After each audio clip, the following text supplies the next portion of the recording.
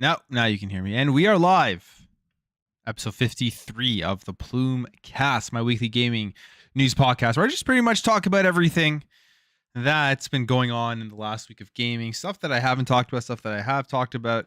We just hang out, we have a good time. Welcome, everybody. Welcome to another week, another episode. Hope everyone's having a good Saturday evening.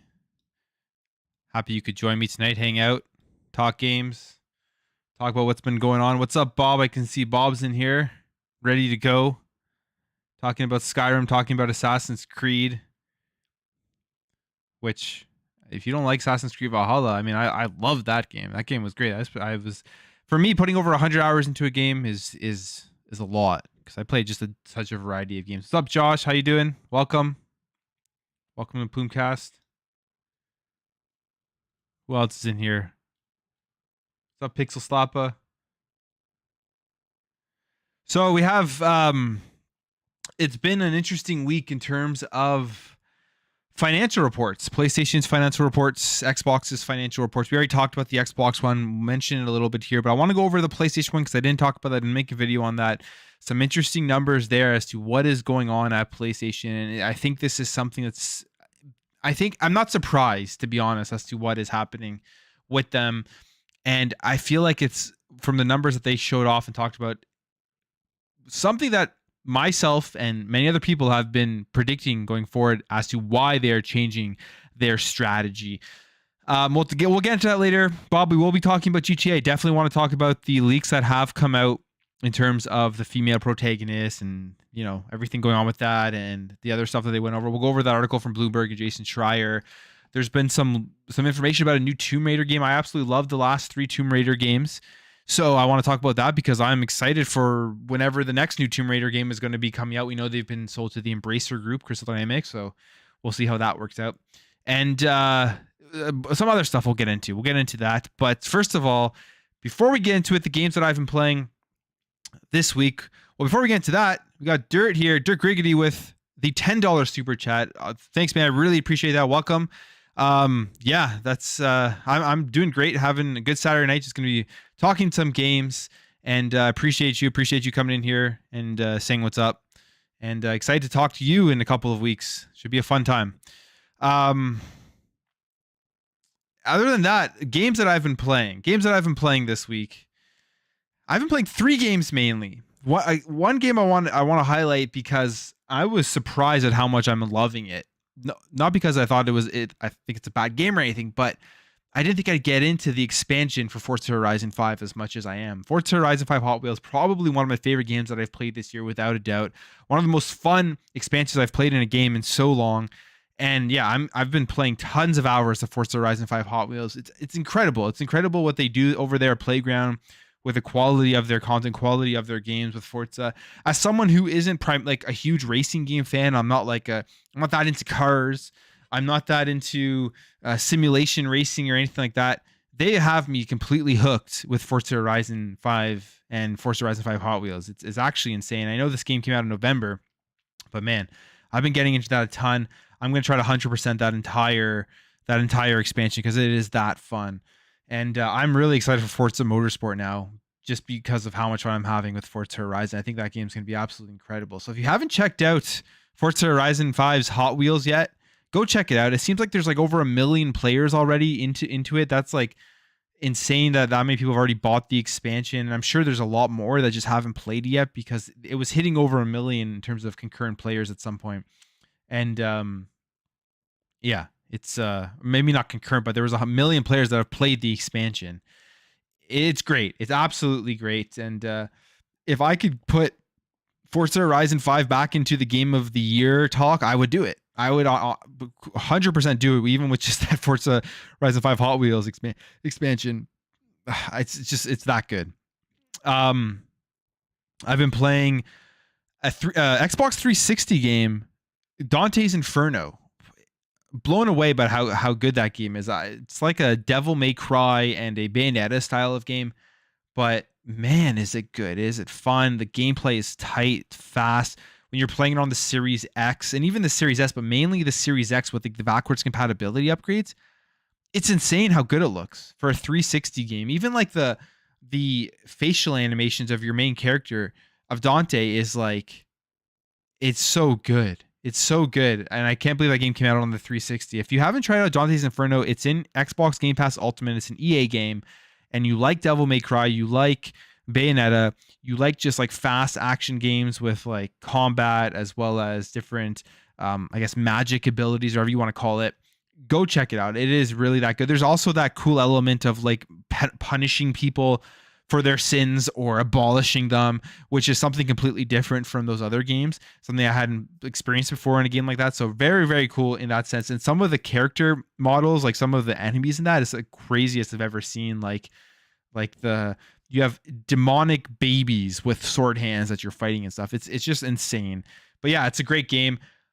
Obviously didn't do as well as they wanted, because I don't think we have a Dante's Inferno 2. And I don't think we're ever going to get one, which is another one of those IPs that's sad that it's never been revitalized. And it'd be great one day to get a second one of that, especially with like, you have Bayonetta 3 coming out. Maybe if that does very well, maybe EA will think about revitalizing that IP. I think they should. I think it's awesome. And then the third game I've been playing, which is a completely like just surprise of how much I'm enjoying it. If you can't tell, the theme of the games I've been playing this week, I've been loving every single one of them. The third game I've been playing is Multiversus. And wow, they did a great job on that with the gameplay. It's super tight. The characters are cool. I'm excited to see more characters. I think there definitely is like a lack of characters that they could put in there, but it's still in beta. My only other criticism I'd say was for free for all at the very least, like have up to like maybe 8 players or something. Don't just limit it to 4. I was playing the other night with the guys over at Xbox International Podcast, and we had 5 guys, so somebody had to sit out and spectate with a free-for-all game. It'd be cool to have like a 5, 6, 7, 8 characters on screen. But the game itself, really, really good. I can see this definitely being a competitor to Super Smash Brothers, which is something that I never foresaw before. I've heard people point out that Brawlhalla is a great game like that. It's a great game in the Super Smash Brothers genre. I've never played Brawlhalla. I know Nickelodeon released their game. I don't think that's done as well as people expected it to do. But Multiversus, man, it's great. Free to play. You can unlock characters just by playing. It takes a while. Like I've only unlocked 2. I have enough to unlock 2 additional characters to the ones that I have, but they rotate in the free characters that you're going to be able to try every single week. So yeah, really fun, really good controls. It's easy to pick up and play, easy to understand, and it feels great. And like it's not cluttered like Smash Brothers can kind of get cluttered. Maybe that's because they're limiting it to like the 2v2 at max in the game, or 4 players on screen. But man, I was so surprised at how fun Multiversus is. Has anybody played it out there? Because I want to know what you guys think about it, especially if you're like a huge Super Smash Brothers fan in comparison to that. But those are the three main games that I've been playing this weekend. I've been having a ton of fun gaming. I probably gamed more this weekend than I have in a while, just going back and forth between all 3 of those games. I've had more time and stuff, but yeah. Beer this week, boring. Sorry guys. I'm drinking my one of my go-tos, which is Guinness. I've been playing too many games. I haven't had time to get to the beer store. So that's where we're at right now. Yeah, but how are you guys doing? How's everyone in the chat doing? I see you get a lot of guys popping in here. A lot of people. What's up, everybody? What's up? What's up, John? How you doing? Welcome to another episode. We'll get into GTA, guys. I'm going to talk about it for sure later on the show. I see all the comments in there about GTA. I definitely want to talk about GTA, as that's it. I mean, it's like a generational game every time it comes out, right? Dante's Inferno is stunning on the Series X. That is 100% correct. Like some of these backwards compatible games that are from the 360, it's like you won't believe that they're from the 360 with like the HDR update and the resolution update and the frame rate updates that the backwards compatibility provides. Like, man, they did a good job on that. It's such a good job on that.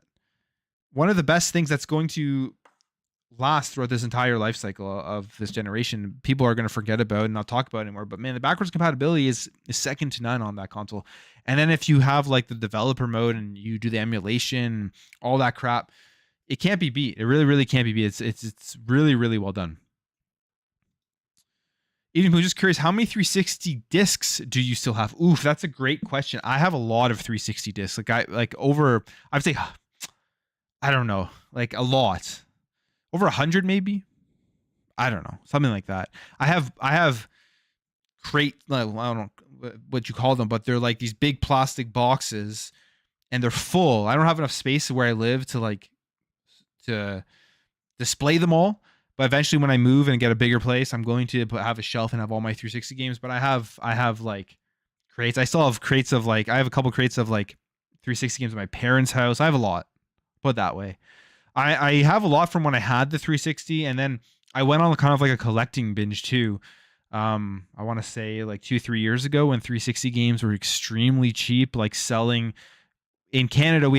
You guys have Craigslist in the United States. In Canada, we have Kijiji, and people were selling off their 360 games for $2 a pop. Like they had no idea what they had. Like I'm trying to think of some of them. I have some pretty expensive 360 games, but I remember getting so there's a Simpsons game that's I don't know if it's still worth a lot, but when I bought it, it was worth a lot. $2. There's a Spyro game that came out on the 360 and PS3 that's like they didn't make very many copies of it. I think I got that one for $5, and I think that one's worth like $80 or $90. Like, I have, there's that EA game. I forget what it's called. Oh, I'm drawing a blank now, but it's an EA game. It's like very quirky. I forget the name of it. Anyways, that one, what I have it is worth a lot. They didn't produce many copies of it. It's on Game Pass. It's like, has like a red cover, has a guy with like a pistol on it. I forget what it's called. Anyways, I have a bunch of 360 games. More than I probably need, but very cool to have that collection that one day hopefully I'll be able to put up in a room or something. All right. Josh drinking some Guinness tonight. Drinking some Guinness. I mean, I love Guinness. It's probably my top 5 favorite beers. Some people hate it, some people love it, but I absolutely love it, especially when you get it on tap at like a bar or something. It really can't be beat. And one thing I don't understand when people talk about Guinness is they say that like, oh, it's like drinking a meal. It's absolutely not like drinking a meal. It's actually probably one of the lighter beers out there that you can drink in terms of like the taste and in terms of like, well, the taste is incredible. In terms of like how it makes you feel, like, I don't know. I don't find it heavy at all.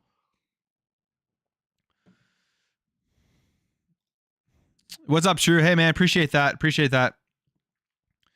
If you guys haven't hit the like button, share this out, share out the channel if you don't mind, if you like the channel and stuff like that. Yeah, I'm having a great time making this channel and growing this community and stuff. So definitely going to keep trying to keep it going for as long as I can. Started Stray on PS Plus Extra. It's a great game. It's still at 30% of Ghost of Tsushima. Nice. I haven't started Stray yet. I do have PS Plus Extra. I do need to try it.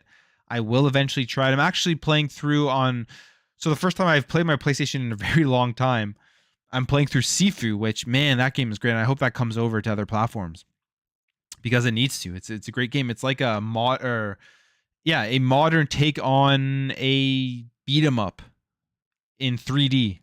Like you think about like Streets of Rage and stuff, but like in a 3D setting. It's really cool. Really, really great game. So yeah, Sifu. It's an awesome game. If you have a PS5, I definitely recommend checking that out. So let's get in here. Let's get into the first topic of the day, which is a topic that I haven't covered yet, but it is about it's about Sony. It's about their financial report. And excuse me for the beer burps that come on when I'm doing this podcast because it hits me and I'm talking. When you're talking, you just feel all the air coming up your esophagus and you're trying to hold it down and then you just can't anymore. But let's get into the first topic here. Sorry about that beer burp rant. First topic here. Sony, their financials, all that type of stuff that came out. Well, we saw it. I mean, if you were on Twitter, there was a lot of hilarious. I pissed off a few people on Twitter on Friday,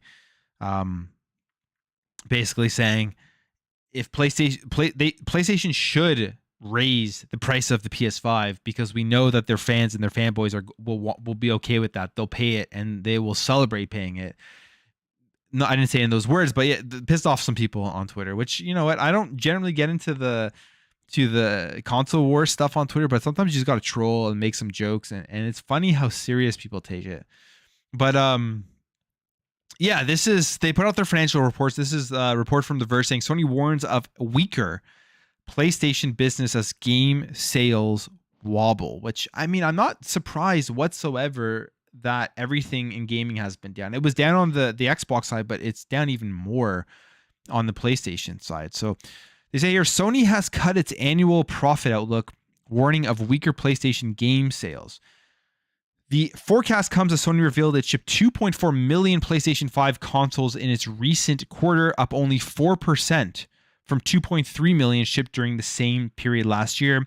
And PS5 has reached lifetime shipments of 21.7 million, which it's doing great. I mean, they're still selling a lot.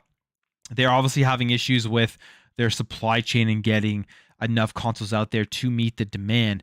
But if we just take a quick look here, I mean, this is really the only source that we have that we can go off at a quick glimpse to see what the actual estimated sales numbers are. Because, VG charts, they have been known for not being the best, but they have definitely turned it around, I would say, in the last little while. They have the guy who's taken over there on Twitter, who has expressed just how they're taking it more seriously and they're making sure that they're kind of vetting their numbers. We have here, and you can't compete with the Nintendo Switch. It's crazy, the Nintendo Switch, how well it still sells. And it's right there an example of like, 110 million. They're still selling. It's been out since 2017. And the sales, like you think about Breath of the Wild 2 coming out next year, the sales aren't going to slow down for the Nintendo Switch. They're only going to continue to do well. So it'll be interesting to see how long it takes for them to put out their new Nintendo Switch 2 or whatever their next platform is going to be, or if they're going to just continue to really try to bleed the Switch dry like they did with the 3DS. I foresee them doing that. If they can continue to get third-party publishers and third-party developers to put their games on the platform, I think they're going to continue to do that. But anyways, the Nintendo Switch, 110 million units so far. But we look here at the PS5, we look here at the Xbox Series S, X. They're about 5 to 6 million units apart from each other. I mean, it's not a big difference.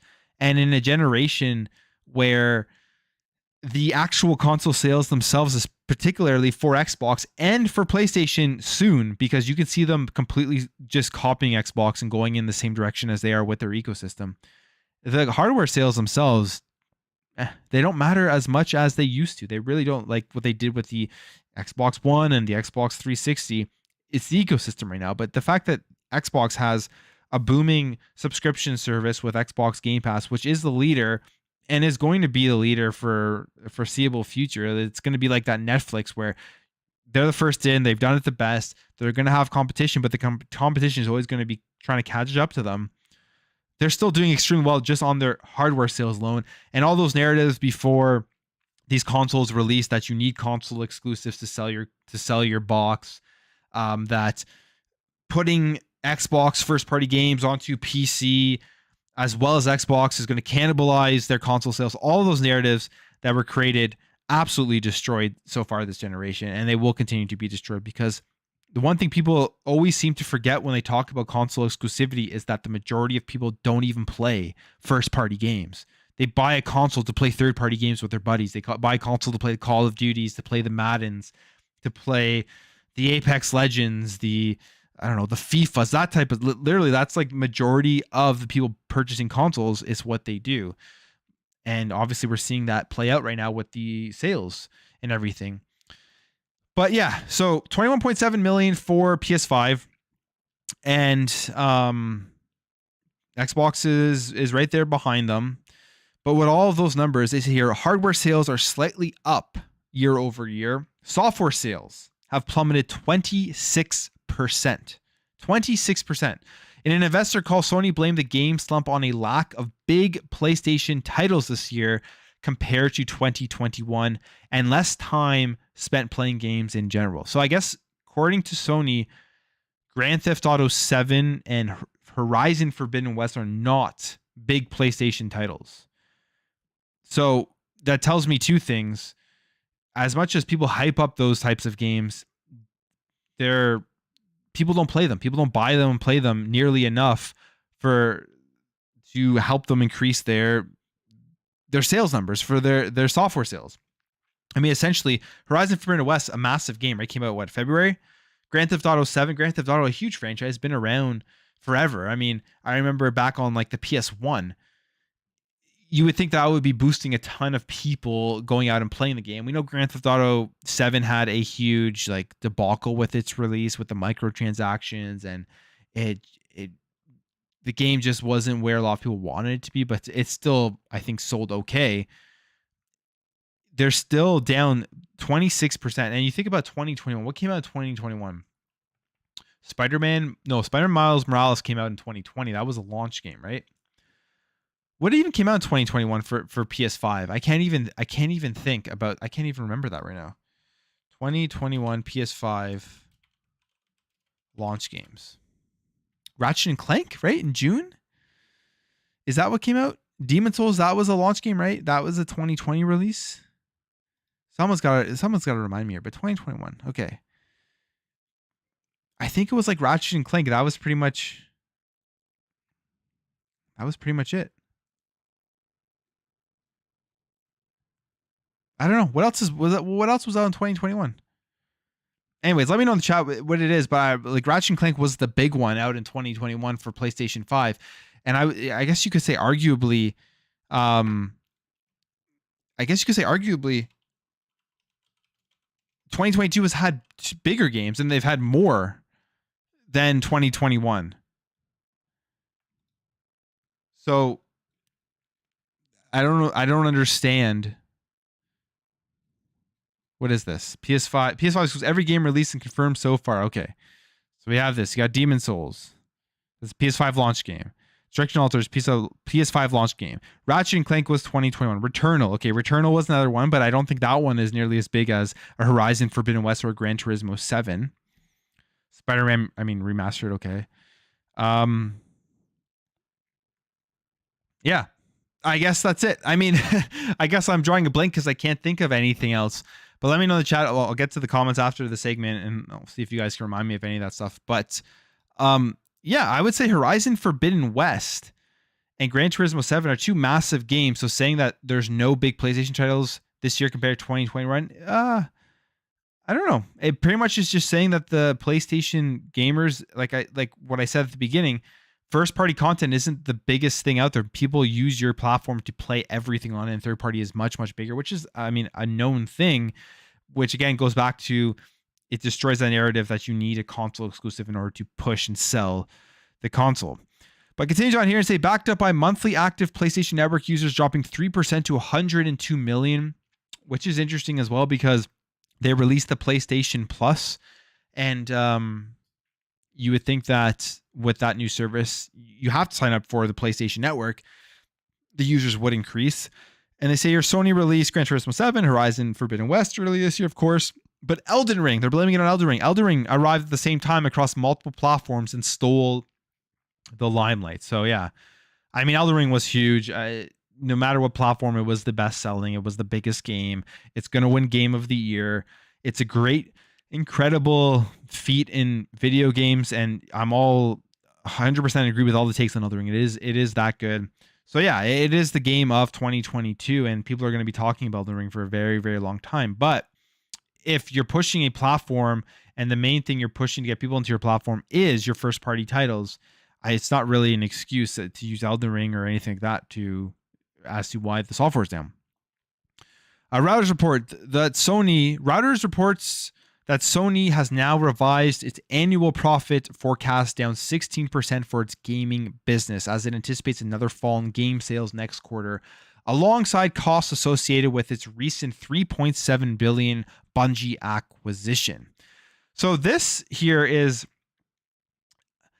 I find this part interesting because to me, this isn't surprising. Like if you were sitting and watching the video game industry since I would say about 2017 to about now, when Xbox released the Xbox One X and they released Xbox Game Pass, and you started to see that pick up steam, and as more subscribers come onto the service, and where it was going with cloud gaming and all of that type of stuff, going into this generation, there must have been people at Sony that were saying, hey, we got to start making that transition over to the subscription, over to the cloud gaming type of stuff, opening up our ecosystem, because we're not going to be able to keep up with our profits, with our forecasts, all that type of stuff. The investors are going to want to see us making more money. We're not going to be able to make as much money as we could make if we had a subscription service that was booming, such as what's going on in other parts of the industry, particularly, I mean, Xbox Game Pass, which is doing very well.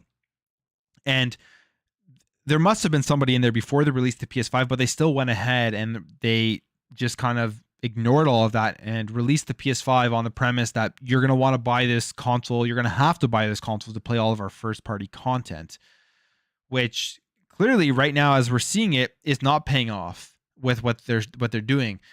One, obviously, chip shortages, which if you go down further here, they talk about kind of been fixed now. It's not really about a chip shortage, but the supply chain issue is having problems. I mean, the pandemic played into that. No one can deny that. I mean, that has a role in it.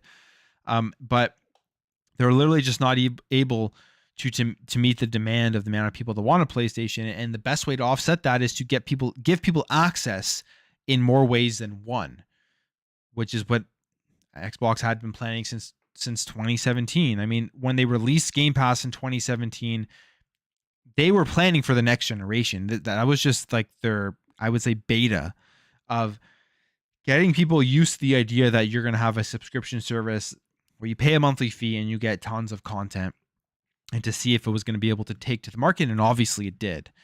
So it's PlayStation's behind right now in terms of the business aspect of video games, in my opinion. They are, and it's going to take them a while to catch up. We're seeing them start to do that with Bungie. Like the acquisition of Bungie, great acquisition for Sony. You're going to see that really help their profits going forward with how popular Destiny is, the amount of microtransactions in there, and whatever Bungie puts out in the future. Bungie is an incredible developer. The games, the quality, the gameplay, everything like that Bungie puts out is great, and you can't really deny that. So the purchase of Bungie was a very, very smart move by Sony, but you're not going to see the payoff of that until next year or whenever their next financial report is. But they're clearly moving, like they've mentioned it. They're trying to put out like 10 games as a service by 2026. They're clearly moving in that direction. I just honestly think that I'm just kind of flabbergasted by the fact that Sony took so long to make this move and that they're doing it now. I feel like they could have waited just a little bit too long, and I feel like going forward in the long run, they are going to be continuously behind Xbox in this regard just because of how long they took to make that move. They could have easily launched the PS5 with a robust subscription service and started for the last 2 years building that subscription service. Then what they did recently, announced the acquisition of Bungie, which would have gotten people even more excited for the subscription service while already adding value and content in there, creating that goodwill for it, which Xbox has been doing since 2017, but they just decided to ignore it, which to me, I don't know, from a armchair analysis, it was kind of bewildering to see them do that. And you saw people still pushing the narrative that, oh no, they're fine, the console exclusivity stuff is all they need, which obviously isn't the case from a business perspective, in my humbled opinion. Sony's PlayStation, continue on here. Sony's PlayStation game sales are the latest sign that the gaming industry is slowing down after a big boost during the initial stages of the pandemic. Of course, Microsoft doesn't reveal its own Xbox hardware shipments, but the company saw Xbox hardware revenue dip 11%. We talked about that in the video earlier this week. It has fallen, as well as a 6% drop in their content and services revenues and a 7% decline in overall gaming revenues. 7% decline versus 16% for Sony in their gaming business. But in that report as well, they were saying that a lot of this is being offset by Xbox Game Pass, which again, clear indicator that that's the way of the future for video games. You're going to see a lot of companies going that way, where they can put out avenues to enter the subscription service. And if they're declining in revenue in a certain period because, there's things going on in the world, they can offset that with the subscribers. So Microsoft had a strong fiscal year for Xbox revenue. I believe it was their best fiscal year in history, which I mean is saying a decent amount, from especially with how strong the Xbox 360 era was. One thing about the 360 eras was the Red Ring of Death, which was like a 50% failure rate. I never had one, which is crazy to think about. Imagine if they didn't have the Red Ring of Death, how much stronger that generation would have been for them. That definitely took a huge hit on their revenues, on their profits, and on the amount of people wanting to buy a 360 for a period of time until they released that slim version, which pretty much solved all the issues. And they're also warning of gaming revenue and Xbox content and services revenue will both decline next quarter. Yeah, I mean, they're getting their investors ready that, hey, you're not going to see an increase next quarter either. It's going to be a while with that type of stuff, with the hardware and the content and services, which, I mean, once they start releasing like Starfield and Redfall, I think you'll start seeing more that, I don't know, maybe not. I think there'll be a huge increase with Game Pass for sure. A lot of people will be buying Starfield and Redfall on Xbox and on PC, but will it be enough to offset the fiscal year or the decline in content and services? From what we understand right now, no, probably not. Just because more, like I said, more people play third-party games on the platform. So it'll really depend on the entire landscape of the industry then. Sony previously forecasted 18 million PlayStation 5 shipments for its 2022 financial year, and the company hasn't revised those estimates yet. Supply, and this is what they say here, supply has not been sufficient. Demand has not gone down. We really need to meet the demand. This is the important thing to do. That's from the CFO, Hiroki Totoki.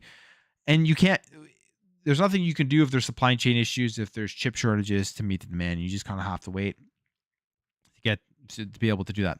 Sony now hopes hardware shipments will improve later this year, as it believes that it is mostly supply chain disruptions that are affecting the PS5 shipments rather than a lack of components. Sony will need to greatly improve its PS5 shipments to meet its 18 million annual projection. It needs to hit an average of more than 5 million PS5 shipments per quarter for the rest of the financial year, a target that's more than double this quarter's shipments. So we'll see how this works out. I don't know. If they shipped 2.4 million in this last quarter, what makes them think they're going to be able to ship another 2.6 million per quarter for the rest of their financial year? Which, it's going to be tough. It's going to be tough, especially if like at the beginning they say up here that like games like Horizon Forbidden West or what did they say here? Slightly up over here, software sales plummeted 26%. Sony blamed the game slump on a lack of big PlayStation titles. So if they think that Horizon Forbidden West and Gran Turismo 7 aren't going to be able to push them to 5 million, I guess God of War Ragnarok will be a huge seller. But do they think The Last of Us remake will be able to help them get to 5 million? I hope not. If God of War Ragnarok, no problem. The Last of Us remake, if it sells extremely well, I think, like I said in my last week's episode, I think that's just bad. I think that's just bad for the industry from what we've seen so far from The Last of Us remake. As it's a cash grab. Like, it's a cash grab at the end of the day. I mean, we don't need to go over that again, but it's a cash grab, and they're cutting out 50% of the game with the multiplayer. So if it sells really well, I feel like it's going to be a sign to a lot of other developers and publishers out there that, hey, we can just kind of remake games that are not that old and make a huge profit off them because it takes less amount of effort to recreate these games, which is something that was I think was in a Bloomberg article or something like that, where Sony had literally decided not to make Uncharted 1 because it would be too much money and effort to recreate that game. So they'd rather just recreate The Last of Us Part 1 again and push it out, which is, I mean, what they're doing. So we'll see how that one sells. I mean, September 2nd is just around the corner. I don't know. That's going to be really, really interesting. But if The Last of Us 2 right now is sold 2 million or 10 million since it's been released, we'll see if I think The Last of Us Part 1, more people like that game than they like The Last of Us Part 2. Essentially just from the story and everything, that all the leaks that came out and the anger around that when that happened. So, I mean, we'll see. It's a great game, but it's cash grab. While PlayStation game sales have dipped overall, 79% of PlayStation game sales were digital in the recent quarter, up 11% from year over year. So they're probably super happy about that. 79% of PlayStation game sales are digital because they're getting all the money from their store. And PlayStation game sales have been trending towards digital in recent years, of course, boosted by the pandemic and a digital-only version of the PS5. 80% is a big shift. Yep. Sony's new PlayStation Plus Extra and Premium tiers launched in the US last month, but we won't know their full impact until next quarter. So that will be interesting to see how Extra and Premium affect their subscribers. How many more people subscribe to it, and what that's all about, and if it's successful or not. I think it will be. Honestly, I do think it will be. I think Extra and Premium are going to have some decent numbers. I think it'll be a positive in their next financial report, because like I've gone through the extra tier. I've gone through, I don't have premium, but I've gone through to see what's like kind of available on premium. It's not that bad. I mean, it's not terrible. It's not on the same level as Xbox Game Pass in my opinion, but there's definitely a lot of good games on there to play. And if they continue to do big things like, well, big things, I guess, with Stray, it's an indie game, which people, certain fanboys would always talk trash about indie games, but if they continue to put games on there that people want to just subscribe to play day one, it will grow, and they just literally got to follow the Xbox Game Pass model. And then they say PlayStation Plus subscribers are currently at 47.3 million, up from 46.3 million at the same point last year, but down from 48 million in fiscal year Q3 2021. Again, interesting, especially with, I guess they don't have the new tier numbers in there. And monthly active PlayStation Network users 102 million, which is down from 105 million year over year. So they have a lot of users in there that they're going to be able to try to convert over to PlayStation Plus. And I'm actually very interested to see what those numbers are all about. So at the end of the day, PlayStation's down. Their numbers are down. Their gaming revenue's down. They're clearly on the transition to games as a service, to subscription, to following essentially in the exact footsteps as what Xbox has been planning for since 2017 when they launched Xbox Game Pass, something that everyone saw coming except for the people that just wanted to continue to push the console exclusivity is still alive type of thing, which it isn't. It really isn't. Console exclusivity from a business perspective, as you can see what's going on in the industry, is not something that is profitable enough anymore for these companies. They're going to be moving over to subscription. They're moving over to the cloud, which is going to be the other big thing that Xbox has a huge advantage over. And that's where the industry is going. And these numbers here clearly prove it. So those are the PlayStation financials. I ranted on that one. What time? About 30 minutes on that one or so. But what do you guys think? What do you guys think about all of this stuff? I'm going to go through some of your comments now. Also, welcome everyone who I hadn't say hi to at the beginning. Welcome. Hope everyone's having a good night. Hope everyone's having a good weekend. It's a long weekend here in Canada, so that's exciting. I don't know if it's a long weekend in the US or any other countries out there, but in Canada, it's a long weekend. All right.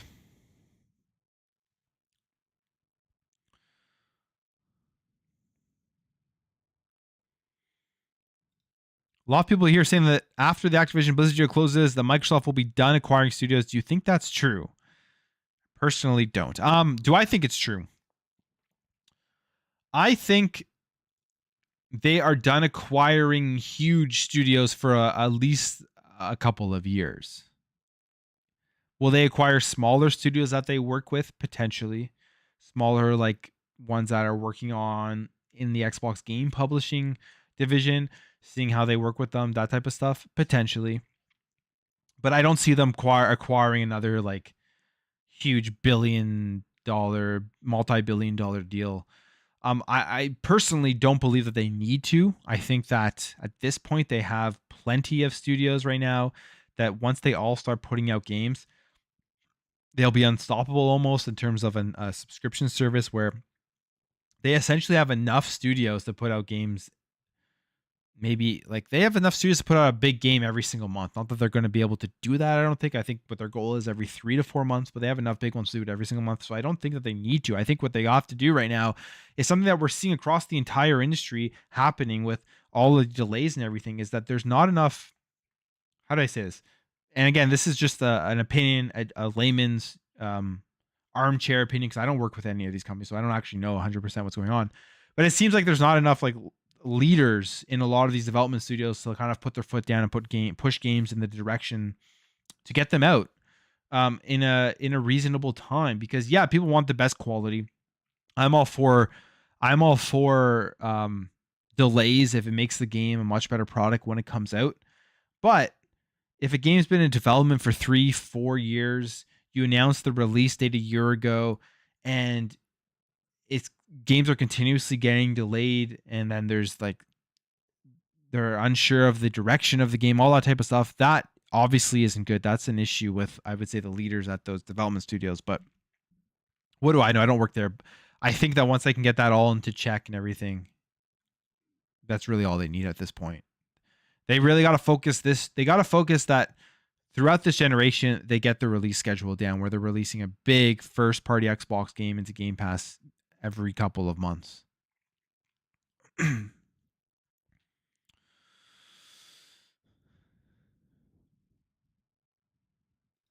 It's really crazy they decided to release Forbidden West nearly at the same time as Elden Ring, Demon Souls, The Power of Blue Point Studio Remix.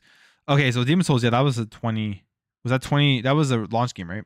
But yeah, they released Forbidden West nearly the same time as Elden Ring. But when your entire motto or marketing about PS5 and PlayStation is we have the best, highest quality first party content that you can only play here. This is why you want why you want a PS5.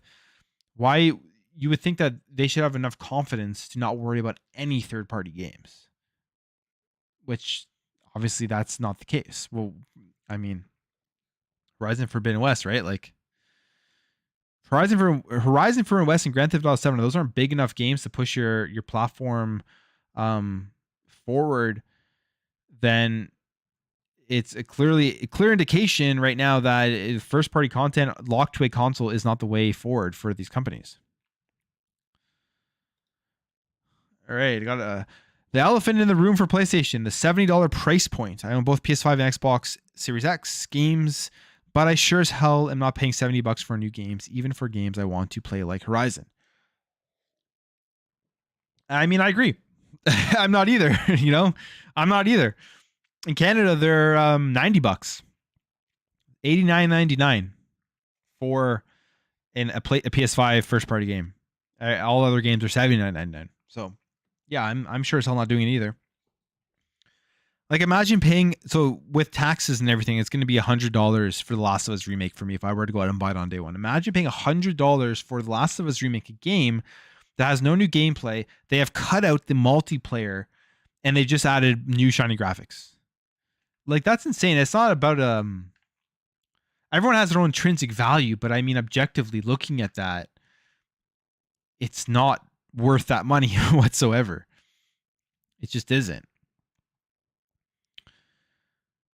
And it's funny, the guys that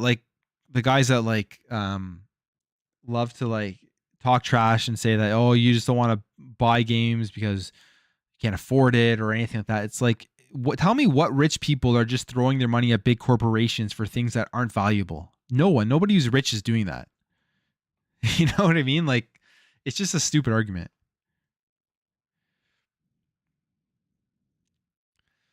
All right. Sony needs first-person or Sony's shooters and Xbox needs JRPGs. Well, I would say, yeah, Sony needs more multiplayer games. I would say if Sony needs more games as a service, which is what they're doing, but multiplayer in particular. And Xbox needs JRPGs. Yeah, it'd be great if they could get back to where they were with the 360, where they had exclusive JRPGs. If they can get exclusive JRPGs to the ecosystem, that would be phenomenal. But that was not going to happen because although Xbox is doing better in Japan, much better than they were with the Xbox One, there's still a long ways to go. But I mean, getting Persona on Game Pass is a big thing, even though it's an older title. It's a big thing. It's definitely going to be a draw for a lot of people. And hey, if you can play Persona on your phone via streaming, that as well. It's a big thing. I think it'll be great value for Xbox to partner with CD Projekt Red. They make great games. I don't know if anybody wants to partner with CD Projekt Red after the Cyberpunk 2077 fiasco. They got a lot of like a reputation rebuilding to do, I think. That, yeah, they definitely hurt them there. Bring SOCOM back, Sony. Yeah, that would be huge. I agree. Why not? I don't know why they haven't revitalized that title, especially if they're trying to get into more multiplayer and games as a service stuff.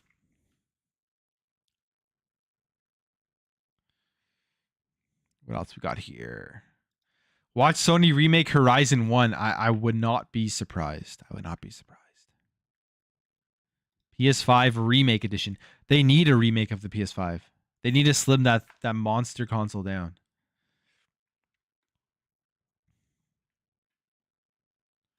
You really want Microsoft to buy EA? I don't see it happening.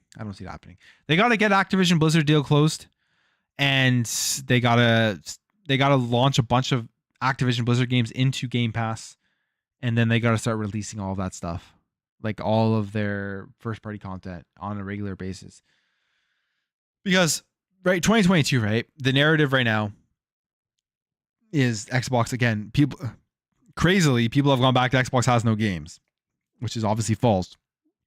And then 2023, people are going to be playing Starfield and Redfall and whatever else they release, and the Xbox has no game narrative again is going to be destroyed. But it's always going to go back to that. If Xbox has like a lull in their release schedule, you're going to have the fanboys going back to Xbox has no games, which is ridiculous. But yeah, I mean, it is. It's.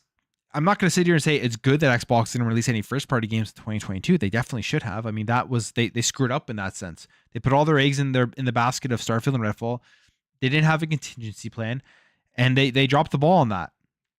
At least as of now, who knows what's coming in the next 6 months? If they can get a couple big third party, maybe even like a Gotham Knights randomly into Game Pass, I think that's going to make a big difference. If they can if they can get Call of Duty Modern Warfare 2 somehow into Game Pass by closing this deal early and getting into Game Pass, that's going to make up for it. But right now, clearly they didn't have a plan for those two games to get delayed, and they're just kind of riding out the rest of this year. But 2023 is going to be huge.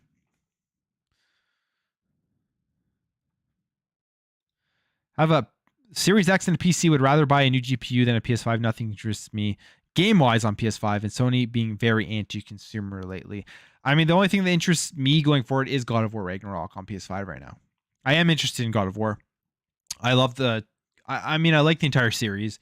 I really enjoy God of War 2018, and I'm going to enjoy God of War Ragnarok unless it's like just a complete shit show, which it won't be, because Sony Santa Monica are good developers. I mean, let's be real here.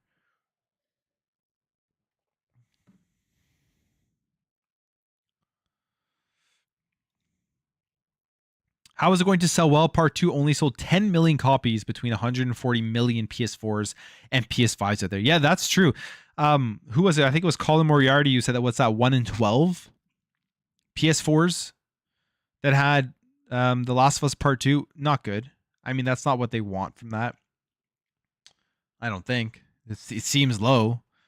But The Last of Us Part 2, it was a big debacle with the leak, with the story, with the... I don't want to spoil it, but you know what happens to the most beloved character in the game. At least for me, that's why I couldn't get into it. That's why I was like, "No, screw that shit. I'm not playing that." I mean, I already saw the entire story, so it doesn't even matter. But yeah, I think that was a huge issue. The leaks. I mean, they have a huge leak problem at their studio because at Naughty Dog, because it's happening again with the Last of Us remake with the leaks. And there's nothing wrong with criticizing a game and a story if you don't like it. I mean, people get so up in arms in this, but like, you know, yeah, these people put a lot of work into it, but at the same time, like, how are they gonna... Criticism is completely okay with that type of stuff. Plume, is there any update that for the Activision if the deal goes through in August and is WoW? And do you think it will go on Game Pass? Sorry. I've heard I read the wrong. Do I think WoW will go on Game Pass? I'd love to see it go on Game Pass as like a console version, or even all the feature expansions, all the type of stuff. Yeah, that'd be great. I think so. I think it will. I don't see why not. Or at least there has to be some sort of advantage for signing up to Game Pass in World of Warcraft, right? When the deal goes through, there's going to have to be. But I would love to see them make a console version of it, which I don't know if they will. I think it would be I think it's a smart idea to do it, but we'll see. But yeah, is it going to go through? Well, I'll get back to the comments section. I've seen a few questions about this. I personally, from what I'm understanding about the Activision Blizzard deal, is that by the end of August, by September, if the FTC, if the European Commission, if they don't have anything that they're investigating, that they have any more questions about, I think essentially the deal is ready to go through. So I think it could potentially be done by the end of September or whatever. And if that happens, let's say if that happens, I think Xbox needs to do whatever they can to get Modern Warfare 2 into Xbox Game Pass on day one. I think that's like a no-brainer. I think that whatever money they have to spend, if there's a clause in the marketing deal with Sony for Call of Duty, you break that contract, you do it. I don't think you play Mr. Nice Guy in that whatsoever. I think you just do it. Get into Game Pass on day one, especially because there's no first party Xbox games that we know of right now. So if they don't do that, I will be disappointed. But obviously, there could be some business things in the background that I just don't know about, that I don't understand as to why they can't do it. I would be surprised if they close this deal before the end of the year, if Phil Spencer isn't trying his best to get Modern Warfare 2 into Game Pass. It would be disappointing, and I would be surprised if he doesn't do that. So will it close? I don't know. I have no idea. Only people that literally know that are Phil Spencer, Satya Nadella, and Bobby Kotick maybe, and his friends. Like, that's literally probably the only people that know. And Brad Smith or whatever, the guy who said that it was moving faster.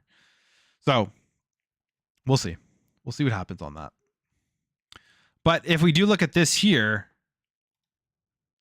it says, I saw this on Twitter just before I got into this stream. Microsoft explains why the acquisition of Activision Blizzard should be legally fine to the Commerce Commission of New Zealand. And can you guys see this? Yeah, it's kind of small. Open image tab. Let's see if we can zoom in here. There we go. All right. So this is somebody, I guess, who read through it all, and they have this. It's actually pretty long, but I'll go through it. They have this to say. They have about the deal and what Microsoft is saying to the New Zealand Commission of New Zealand. They say here, I finally had the time to read the full notice, 81 pages. That's a lot of pages. That Microsoft sent to the Commerce Commission in New Zealand, explaining why the acquisition of Activision Blizzard should be legally fine. Almost all the interesting info is blocked for confidentiality reasons. Yes, of course, for that. For example, there are almost 2 pages of blank space where Microsoft explains the commercial reasons for the acquisition. There are some cool pieces of info behind the legal reasoning. So Microsoft says that they have 24 first-party development studios because they also count Casual Game Suite as one. Developers of Solitaire, Mahjong, and Sudoku. That's actually hilarious because, yeah, that does count. But it's those games like Solitaire. I mean, who hasn't played Solitaire on Windows at least once in their life? So we have to update the OT. Tencent is constantly mentioned. They mentioned Tencent 23 times, as well as Sony, and how the new PS Plus offerings is a Game Pass competitor. So that's funny because let's say Sony didn't come out with their new PS Plus tiers with extra and premium, they wouldn't have been able to use them as a reason why it's not a monopoly and why there's so much competition out there for what's going on. So that's actually, I mean, them making their extra tiers of subscription kind of works in the favor in a sense for this deal to go through, which is going to go through. I mean, I think there's almost no chance it's not going to go through. Lots of references to new entrants in the video game market: Apple, Netflix, Amazon, Meta, Google, Nvidia, etc. Yeah, I mean, all valid things to mention because they are all going to try to get into gaming in some way. They already are, but like continue to try to expand. You just look at the numbers in the video game industry, the amount of money that's made every single year. All of these big companies want to get a bigger piece of the pie of that. How easy is nowadays to start a studio and create a super successful game, even with just one developer? For example, Flappy Bird is mentioned. they should have mentioned. Well, I don't know if how like the numbers on it, but Tunic literally was like one guy, and he had other people doing like music and stuff. But like literally was one guy, one of the best games of the year. Tunic for me is a game of the year candidate. Valve and Epic are also mentioned quite a bit as competitors post-transaction. Call of Duty, World of Warcraft, and Candy Crush represented 82% of Activision Blizzard's 2021 net revenue. You can bet that those franchises are going to remain multi-platform in the future. Yeah, I mean, that's a great point. 82%. That's insane for how big of a company Activision Blizzard is. 82% in 3 games, and one of them is a mobile game. Call of Duty and World of Warcraft. So yeah, they're not going to remove them off multiple platforms, but the hope, which I would be surprised if they don't do, is they give perks and they give day one releases into Game Pass, because that's all that really matters at the end of the day. If you're somebody out there who's like, I can go buy this game day one, spend, well, what, 60? I think Call of Duty for the cross-gen bundle or whatever was like $70. So I don't know, it could be 70. $70 for this game, or literally sign up to Xbox Game Pass and play it. I mean, to me, for most people, it's going to be a no-brainer. But the kicker as well is going to be where, like, if it's the only game you play, you're probably playing it where your friends are and where all your stats are and everything anyways. But yeah, putting it to Game Pass is going to make a huge difference, and that's what they have to do. The only Japanese publishers mentioned as competitors post-transaction are Nintendo and Bandai Namco. No mention of Sega, Capcom, Konami, Square Enix. So competitors, Nintendo and Bandai Namco, I guess like there are rumors out there. People are saying, oh, should they acquire Bandai? Should they get into these partnerships with Bandai? I mean, if they're referencing them as a main competitor as a Japanese publisher, probably is something that's not going to happen. No mention of Sega, Capcom, Konami, Square Enix. In fact, they also include Roblox or CD Projekt Red as competitors. Okay, so CD Projekt Red right now, acquisition of them out the window. It makes economical and legal sense because CD Projekt Red was Europe's most valuable game company in 2020, and Roblox had around 190 million average monthly players in 2021. But I find it funny how, for Microsoft, all those Japanese publishers are just a long tail of smaller competitors. That's just his comments on that. Lots of talk about how online display advertising, cloud services, and merchandising are also relevant markets for this acquisition, but that they don't believe that the transaction could cause competition problems in those markets. They also say that there is nothing unique about video games developed and published by Activision Blizzard that is a must-have for rival PC and console video game distributors, so that a new competitor could do what they do and be successful. That's true, but not everyone has 3,000 plus developers working on a single IP. Yeah, that's Call of Duty. Anyway, cool document. Let's see if the final decision includes a little bit more of data. So yeah, they're explaining here to the New Zealand Commission why it's not anti-competitive, why it's not a monopoly, all of that type of stuff, why this acquisition is legally okay, why it's going to go through, why it should go through. And I mean, all the things that he mentions here make sense. I mean, you think about specifically here the new entrance into the video game market. Phil Spencer has previously talked about how PlayStation, Nintendo aren't their main competitors anymore. It's Apple, Netflix, Amazon. These companies that have the ability to have the technology to make these huge subscription services with cloud gaming. Because cloud gaming is the future, whether you like it or not. I've always been like on the fence about it, but recently I've really started to take to it because I've been playing Xbox cloud gaming on my Steam Deck, and it's been working flawlessly. So I'm starting to kind of come around and like saying, okay, this is cool. Like if the game looks great, there's no like lag and everything feels great, and I can literally play this on anything. I'm starting to like it more. So cloud gaming is the future, and Apple, Amazon, Google, Netflix, like these are the companies that are going to be able to compete with that. With I think Microsoft is going to be the head though with their Azure technology. So that makes a ton of sense. But the 82% here with Call of Duty, World of Warcraft, and Candy Crush, I think for Microsoft, for Xbox, when they're looking at that, one of the main things they're probably super excited about is the Candy Crush side of things, because they're obviously trying to get into the mobile market more. They're going to have Diablo Immortal as well, which I think has made over 100 million right now. So all of this stuff, nothing really too new or interesting, but just explaining to New Zealand that this isn't anti-competitive. It isn't a monopoly, and we'll see what they say about that going forward. for the deal itself. And I hope that they do bring World of Warcraft to console at some point. What do you guys think about this? All right. Notice a lot more JRPG showing up in the pre-order section of the store. They're probably really trying to push forward JRPGs and the Japanese side of things. I mean, they're growing in Japan. They're doing better than they were with the Xbox One. I think they're going to outsell the 360 by the end of it. So that's always good.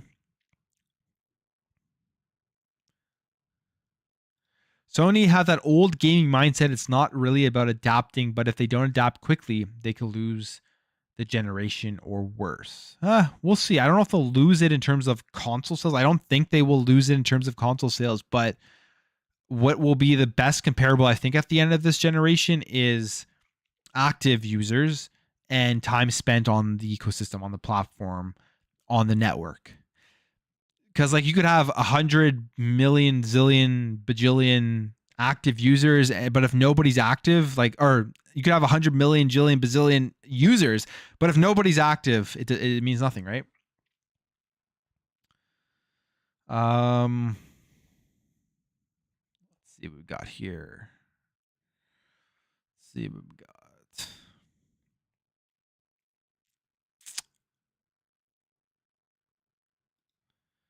Hey, I believe there's Sony fans, and then there's those weird Sony fans that we call them ponies. The ponies are the ones that are willing to pay anything and celebrate paying more money for things like Last of Us remake. Well, not all of them, because some of them probably just never played the game. So I don't want to generalize that comment.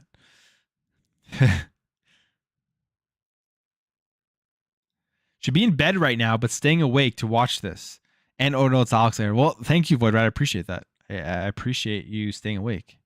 Who needs sleep, right? Who needs sleep? I don't sleep.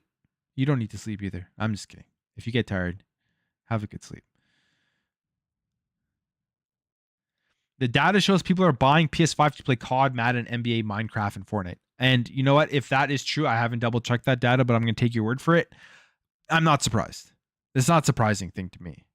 Since the beginning of I played video games since I'm not that old, but I've been playing video games my entire life, back on the Super Nintendo days. People buy consoles to play third-party games. Think about the 360, right? How many people bought an Xbox 360? I mean, Halo was huge. Halo 3, I mean, massive, right? But how many people bought 360 to play Call of Duty, to play the Maddens? It's the same thing. Just because we have social media, and social media is more prominent now, and people can talk shit all the time and brag about first-party games all the time. It doesn't mean all of a sudden magically, because fanboys are bragging about shit, that these consoles are now only focused on those first-party content and they're only playing those first-party content. It doesn't mean that at all. Half people who are talking about all the first-party content aren't even probably playing the games. So yeah, that stuff doesn't surprise me at all. We just have more banter about it now because of social media and how big it is. All right. Plume, do you think PS Plus is going to be a Game Pass competitor? It's a tough one. I think, yeah, it will be in some way. It's always going to be a competition. It's always going to be a competitor, because you just kind of take a look at right now what's going on between the two services. PlayStation Plus just announced they're getting all those 8 Yakuza games. It almost seems like they're both kind of going back and forth on the games that are going on to the service. But the biggest difference will always be, and if PlayStation doesn't budge on this, the biggest difference will always be the first party day and date releases. So if PlayStation budges on that and they start putting, let's say they randomly come out and say God of War Ragnarok is on PS Plus Premium day one, I think that people will subscribe just to play that. But that's going to always be the biggest difference, because you look at the games right now on the service for both of them. I mean, I think Game Pass has better games, but they're sort of comparable in sense of I think they both have Xbox has, I think, a better selection of like sports games overall, but they both have like NBA 2K, which is a massive sports games. They have the Yakuza games. Um, PS Plus has Assassin's Creed Valhalla. Game Pass has Origin. So there's always going to be that type of thing. But it's the value. The overall value is just better with Game Pass because you know that you're getting all of the first party day and date games there, and that's why I say like pushing first party content, locking it to a console is going away. It's going away. It's been going away for a while. It's the ecosystem type of thing. But again, even with putting all your first party games into a subscription service, most people are still going to be buying these consoles to play third party content. That's not going to change the way that people are consuming games just because they're putting it into a subscription service. What game are you waiting to play, Plume? So I'm Gotham Knights. I'm excited for that one. I know some people aren't excited. They think the combat looks kind of clunky, but I think the game looks pretty awesome. I'm excited for Gotham Knights. I'm excited for Saints Row. I'm excited for God of War Ragnarok. What else? What else is coming out this year? I got to play that Live Alive game on the Nintendo Switch. I want to play that. I kind of want to play Xenoblade Chronicles 3. The only issue is I played Xenoblade Chronicles 1, the definitive edition. I love the game. I haven't played the second one, and I have no idea if I should play the second one before I play the third one. But those are all games I want to play soon. Yeah. Going into the last 4 months of the year. Oh, High on Life. I definitely want to play. That's a Game Pass game. That one looks really, really good. Pentiment, I'm excited for that. I hope Pentiment does come out this year on Xbox. I want to play that as well. So yeah, there's a lot of games I'm pretty excited for. All right.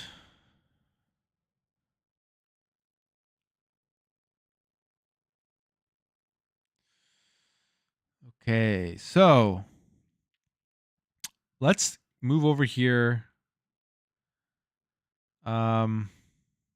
Let's talk about Grand Theft Auto 6. Let's talk about Grand Theft Auto 6. I know that was a pretty hot topic. So let's talk about that one.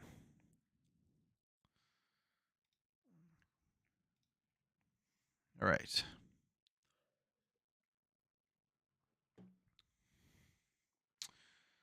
One second before I get into this topic.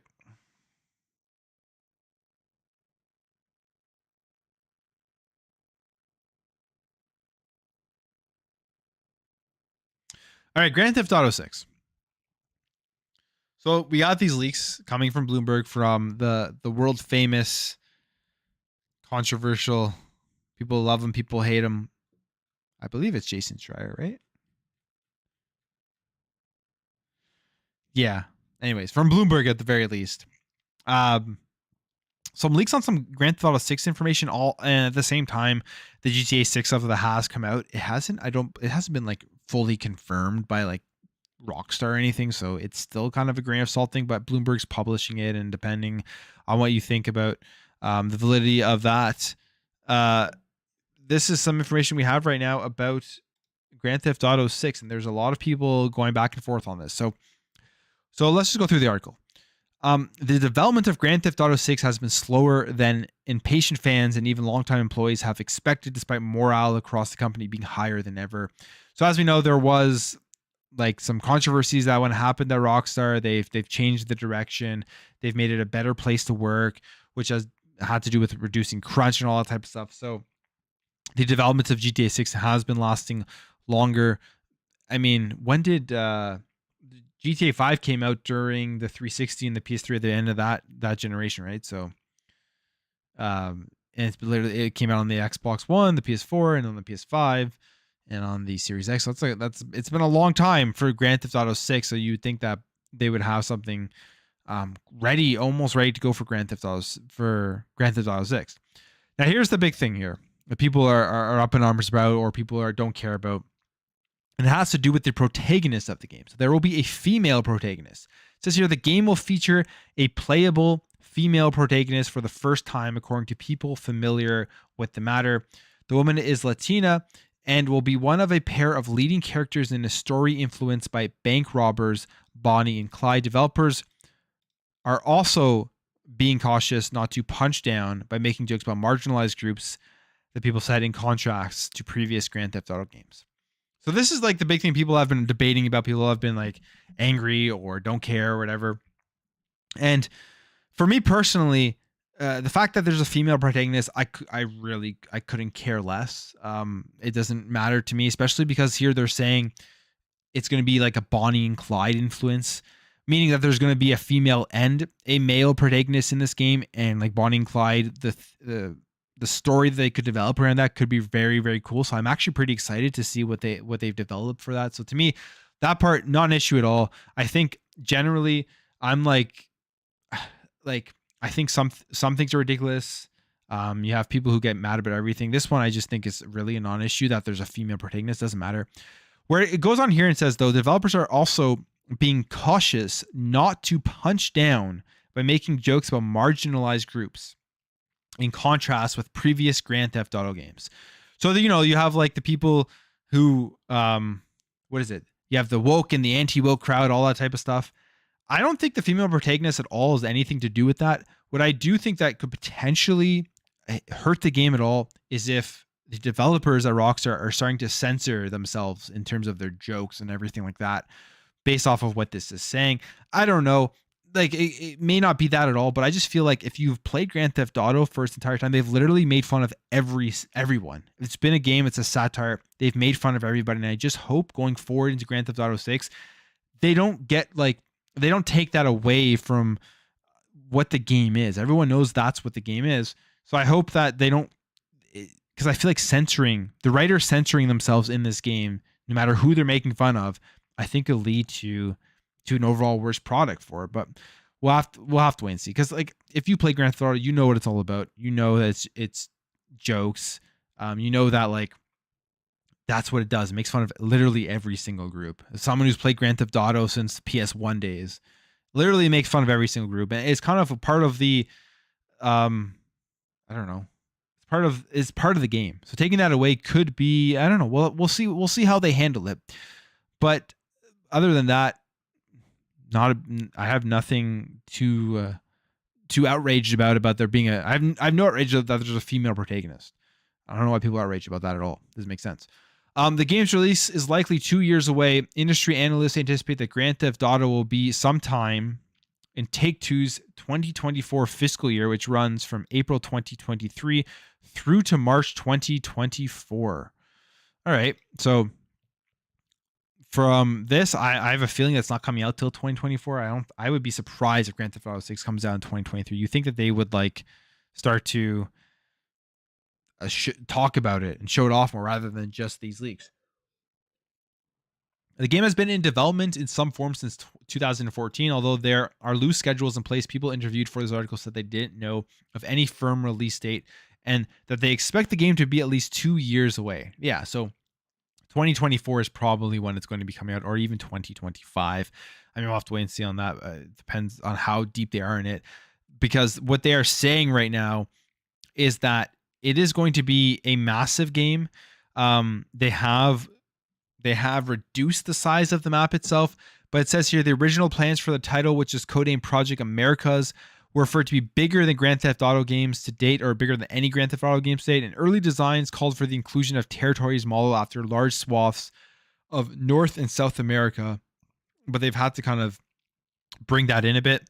And the game's new map is now focused on a fictional version of Miami and its surrounding area. So yeah, I mean, they've taken a game that they wanted to make, literally spanning large areas of continents, and then they've reduced it down to an area spanning a city and then the surrounding areas, which doesn't mean that it's not going to be bigger than any of the previous Grand Theft Auto games. It just means that it's not going to be as ambitious in terms of like the entirety of the map. Because imagine like jumping into a plane in GTA 6 and flying over like an ocean to get to like another area. How crazy that would be. Obviously they've realized that's probably too big of a game that wouldn't release to like 2029. So they've reduced it down to Miami and its surrounding areas. Rockstar plans to continuously update the game over time, adding new mission cities on a regular basis, which leadership hopes will lead to less crunch during the game's final months. So here's the thing. This is the part that I think is far more interesting than that there's going to be a female protagonist. I think this part down here is far more interesting than any of that. And it is that this is going to be a games as a service GTA. You can tell just by reading this. Rockstar's plan is to continuously update the game over time, adding new missions and cities on a regular basis. So it's not going to be DLC. It's not going to be adding like, here's the full game. Months later, you get a new section of the game. It's going to be most likely content coming on a very regular basis, meaning that the game isn't even probably going to be finished when they put it out. Because they clearly say here, leadership hopes will lead to less crunch during the game's final months. So it's going to be another one of those games as a service. They're kind of going to kind of transition to that. It seems like that. And I mean, that's the way of where the industry is going in terms of, we've seen all the articles come out about crunch. We see the outrage about crunch. Game development studios do not want to be having that negative press on their development studio. And they're going to do whatever they can now because of that negative press to reduce crunch. And one of the ways to be able to do that is going to be by releasing games as a service, where you put it out and you say, here it is. And there's going to be weekly or monthly content or whatever.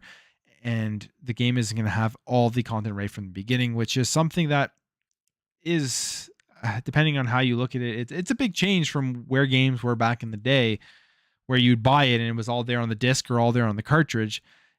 But with Rockstar and GTA, we'll see how this works out, because are they going to release GTA 6 and not have parts of the city or areas that should potentially have been there if they would have waited until it was all into one game? That's the issue, because a lot of people play GTA 6 like single player. Like most, I would say like you're getting it, you're playing through the story, you're just going through, you're just doing random stuff, right?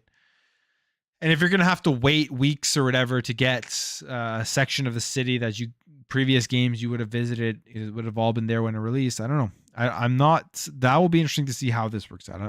And it may not even mean that, what that says, but it's pretty much sounds like that it's going to be games as a service, as they're going to be updating the game over time.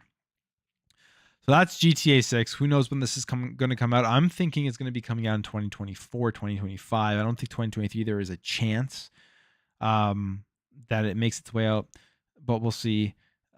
And yeah, like I said, the female protagonist thing, not an issue. I hope they don't censor their jokes and they don't censor themselves and take away from the game itself that literally has made fun of everyone since the beginning of time. But again, this isn't confirmed by Rockstar. This isn't anything that is 100%. This is just, I guess right now, still a rumor thing. What do you guys think about that? Let's see.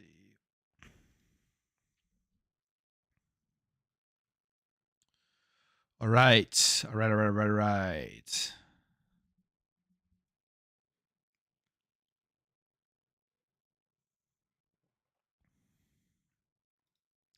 I want GTA to have political content, but not real world political views, if that makes sense. That does make sense, because we are inundated every single day with just like politics to outrage people and to get clicks and all that type of stuff.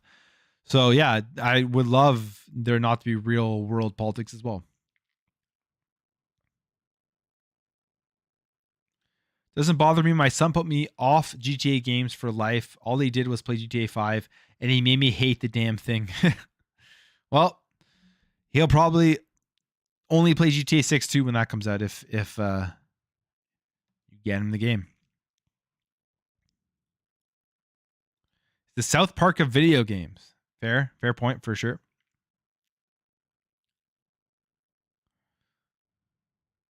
I think they will replace edgier or insensitive jokes with other types of jokes. I think you'll be fine, in my opinion. Yeah, you know what? That's a good point too. Like, it all depends on how it happens, right? And if it deteriorates the satire of Grand Theft Auto, then that'll be an issue. But if they replace it with just whatever other jokes that are still funny, like, who cares, right? Who cares? I just think like, I don't know if that's like, are the people complaining about the jokes for GTA? Are they even playing the game? Like, that's the thing, right? Only way GTA 6 doesn't meet expectations will be that $70 price tag. Now in years to come, pricing will be top priority. I feel like GTA 6 will be that extra money with Rockstar. I don't know. Could be not. But if it's a games as a service, they would maybe want to release it at a lower price, get everybody into it, and then especially if it's not like fully complete when it comes out.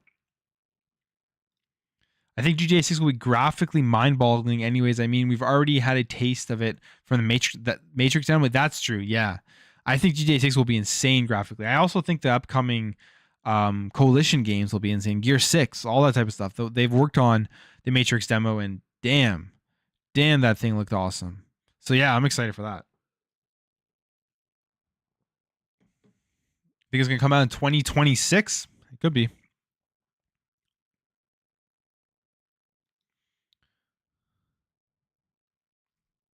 Let's see.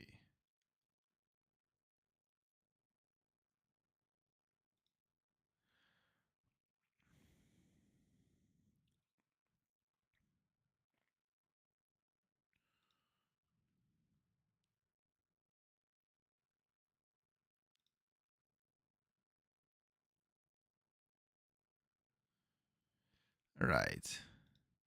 It's okay if someone tells a joke. Now you can walk on stage and slap them in the face. Hey, Will Smith just came out and apologized for that, okay? He's off the hook. I'm just kidding. I didn't even listen to the apology. Yeah, that's hilarious. Yeah, that's crazy. That's actually insane that happened, the Will Smith thing. Oh my god. Dangerous world out there for comedians. Joking not allowed anymore. You almost can't joke in the console wars anymore because you have all of the fanboys on both sides coming at you.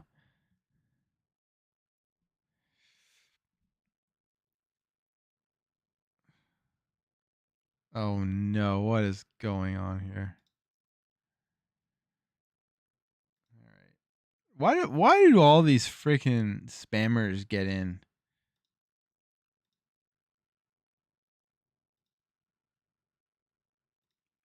You know, like YouTube's got a huge spam problem.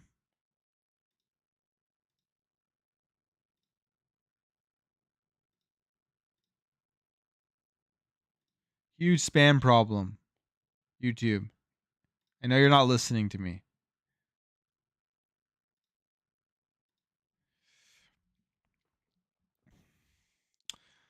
Okay.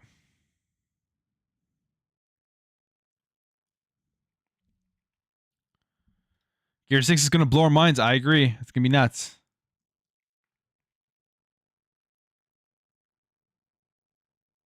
Come on, that Will Smith apology was CGI. I didn't actually see the Will Smith apology. I just saw the Twitter trend of the Will Smith apology.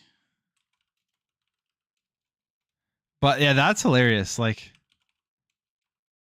we watch the Will Smith apology video? No, I don't watch that. I don't actually care. I'm just joking. What's up, Arturo? Welcome to Plumecast. Yeah, they're everywhere. Every single channel I go to, they pop up. One point is probably YouTube. Yeah, the spam has just been crazy recently. I don't know how it's so bad, but like YouTube has got to get on that because it's ridiculous. Like I can't even imagine the bigger channels how bad it is. I'm sure they have really like intense spam filters though, so there's that too.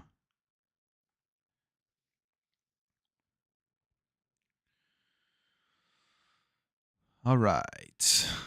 Okay, so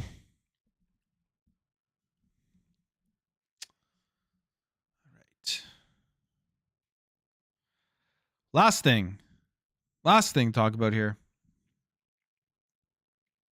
I don't know if you guys saw this.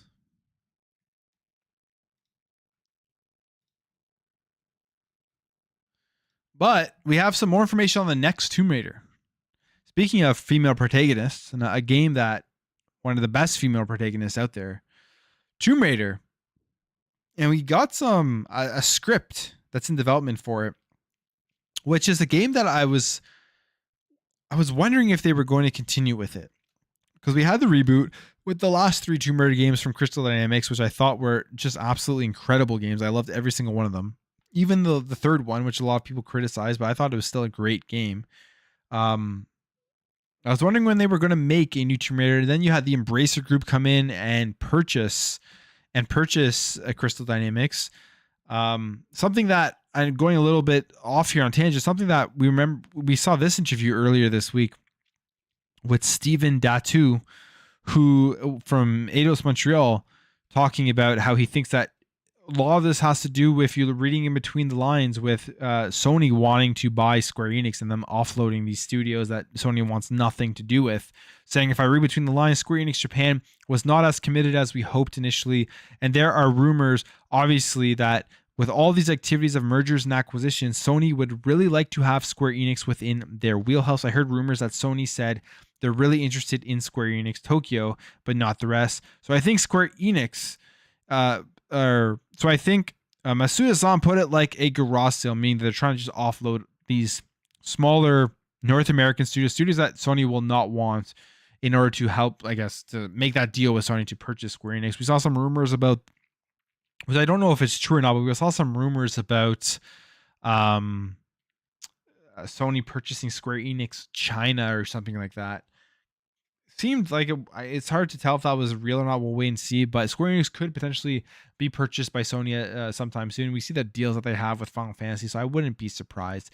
But Tomb Raider, Crystal Dynamics, former Square Enix studio, and apparently they are making a new script for this game.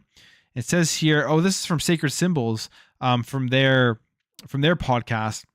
They say, according to alleged script, the next Tomb Raider is internally known as Project Jawbreaker, and it's described as an action-adventure game set in a modern-day world rocked by mysterious cataclysm.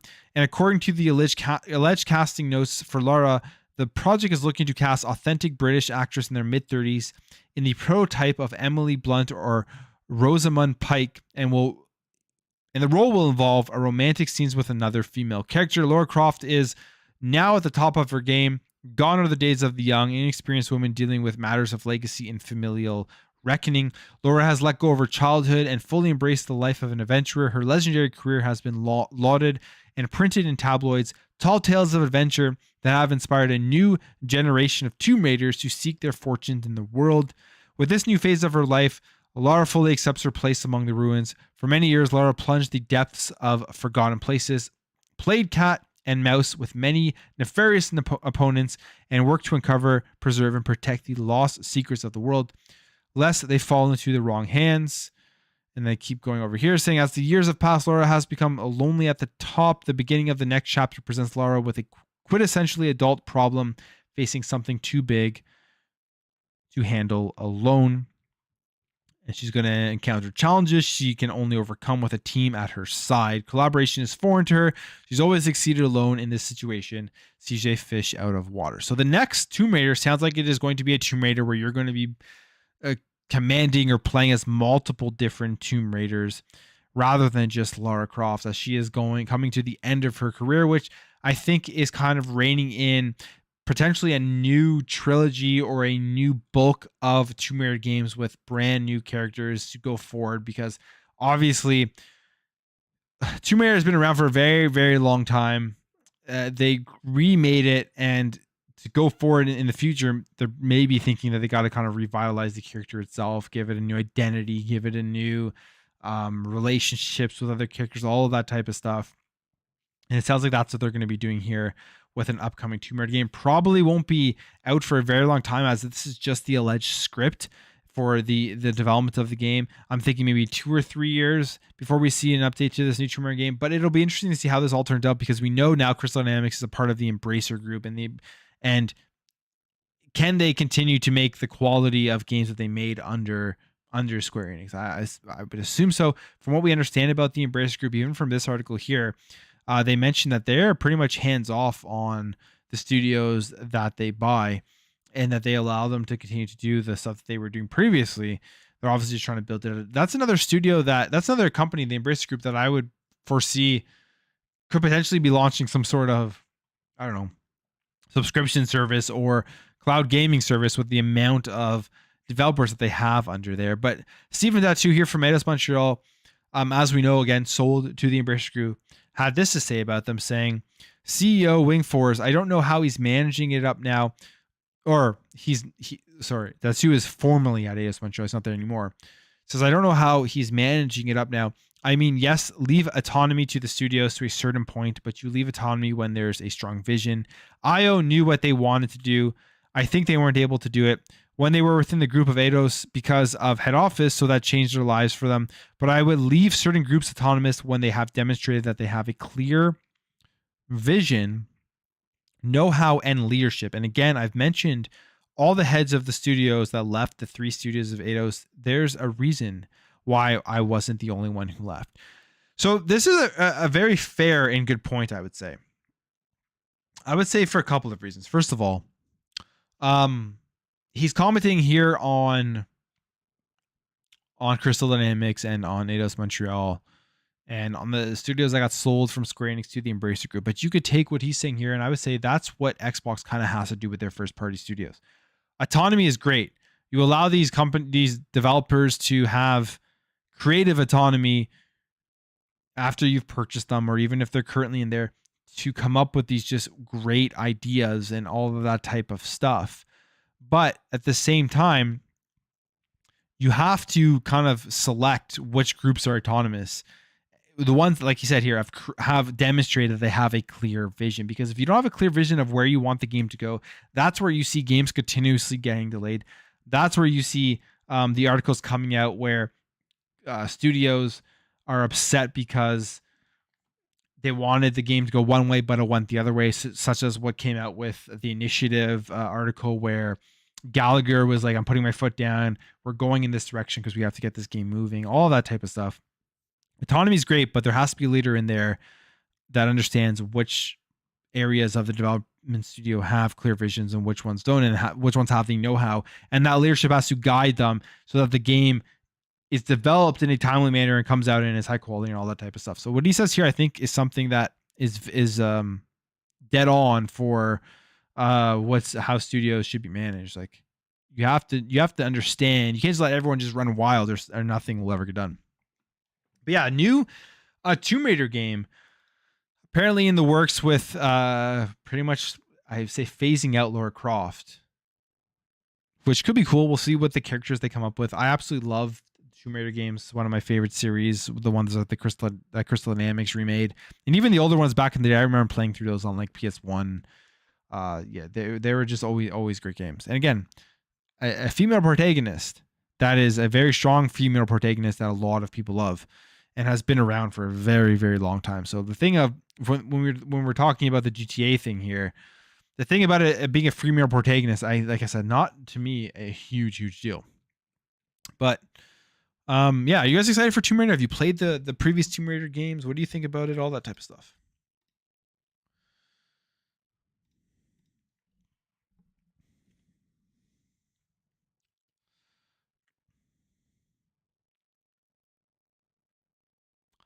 All right.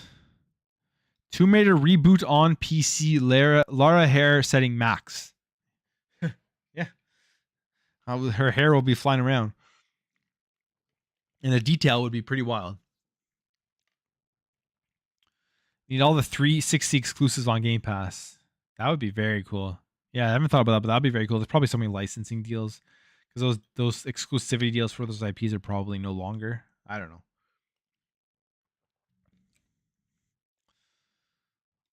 It sounds like the Embracer Group wants to use a lot of Crystal Dynamics and those old IPs. That would be awesome.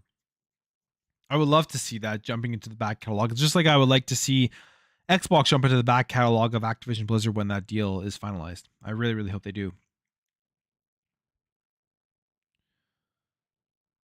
They made a cool mode in Rise of the Tomb Raider where you could play online with friends like Survival.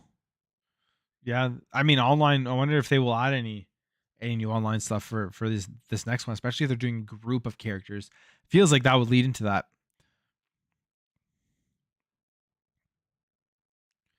Tomb Raider with new mechanics.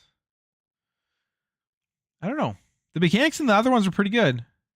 The gameplay is pretty damn good. So I don't know how much they would want to change that. If it's not broken, don't fix it too much.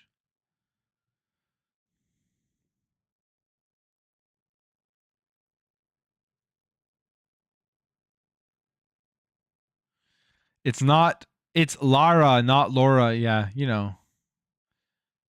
I speak fast, Hope your jaw's okay from the teeth clench, though. The Xbox Series X will be nearly 8 years old before Tomb Raider is ready. Maybe. We'll see. Tomb Raider sold 88 million copies and it was sold for peanuts. Yeah, the Square Enix didn't value those studios whatsoever. It didn't value Crystal at all. It didn't value it as Montreal at all. Because if they did, like he mentions in that article as well, is like the promotion and the marketing and the ability to get a lot more out of the IPs that they had could have been a lot better. I mean, they're great IPs with Deus Ex and Tomb Raider.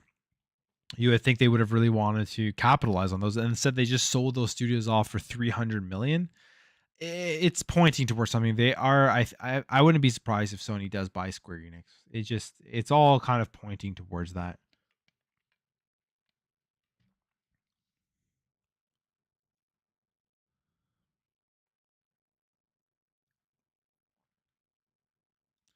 Xbox needs a female protagonist game, not a Recore boring game. I feel like Recore is kind of like a diamond in the rough. A lot of people actually liked it, even though it got bad reviews.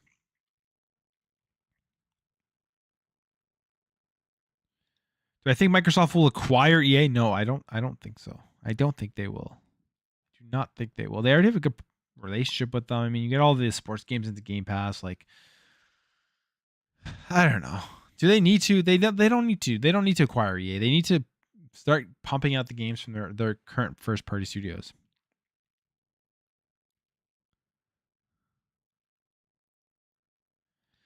How they want Xbox freaking dive into their own catalog? Yeah, fair. I mean, there's a lot of games from developers these days that they just kind of forget. But it's all because of you. I mean, everyone want. I think a lot of people want that, but the issue is the economics of it all. Who's gonna buy any of these older titles? Well, I mean, people will buy them, but like, how many people are gonna buy them compared to, for example, Last of Us Remake? We'll see how that sells, right? If the Last of Us Remake sells incredibly well, you just forget about older niche games from AAA studios. You just forget about it because everyone's gonna follow in that footsteps. That's the way I see it. That's why I think like it's a pretty big thing to see how well The Last of Us Remake sells. A game that's been released 3 times in the last 10 years, a game that is cutting out half of it, selling for $10 extra from its previous price. Yeah. If it sells extremely well, I'm gonna be kind of concerned as to what other studios how they're gonna look at that and where they're gonna go with it.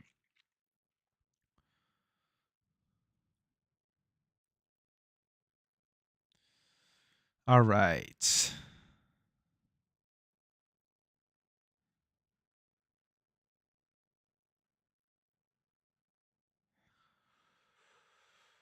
All right. So that's another Plumecast in the books. Lots of interesting stuff. We're in a pretty kind of quiet time, I would say, in terms of gaming news and all that. And the summer is always quieter, but we're getting into August, getting into September. Things are going to start to ramp up. We'll see if the Activision Blizzard deal closes. We'll see if it does, if they can somehow get Call of Duty onto Game Pass. But it should be a very, very, very fun time. But I just want to, before I get off here, I want to thank you guys all for jumping into the chat, having a great time, talking about games. Plumecast has been a lot of fun. Going to continue with Plumecast hopefully next week, if not next week, the week after. My plans going forward for my plans going forward for Plumecast is that I'm going to try to plan to get some guests and have some more conversations on here starting in September/October if I can get it all out. So look forward to that as well. I definitely want to get some variety of opinions on here, so keep your eyes out on that. But the videos will continue to come as much as they can. But yeah, I'll just read the last few comments here and I'm going to sign off here. Plume, do you think Xbox games with gold will descend starting October? Knowing Xbox have said they are getting rid of the Xbox 360 games. Do I think they're going to get rid of Xbox games with gold? I don't think so. I feel like people complain about Xbox games with gold because the titles just obviously aren't like huge titles, but I feel like they wouldn't have stopped Xbox games. They would have stopped Xbox games with gold right now if it wasn't valuable to them. So I don't think they're going to be stopping it anytime soon. Void Rat, appreciate that. Appreciate that. If you're in the chat here, hit the like button, share the channel around. Yeah, it does help a lot. So, bro, I appreciate you all guys jumping in here. But everyone else as well here, Josh, Andrew, have a good night as well. Raichi, Jason, Sebastian. Who else we got here? What if everyone, Nikita, all you guys out there. I don't know, sorry if I missed your name. I appreciate you stopping by. Have a good night, and I will catch you throughout the weekend.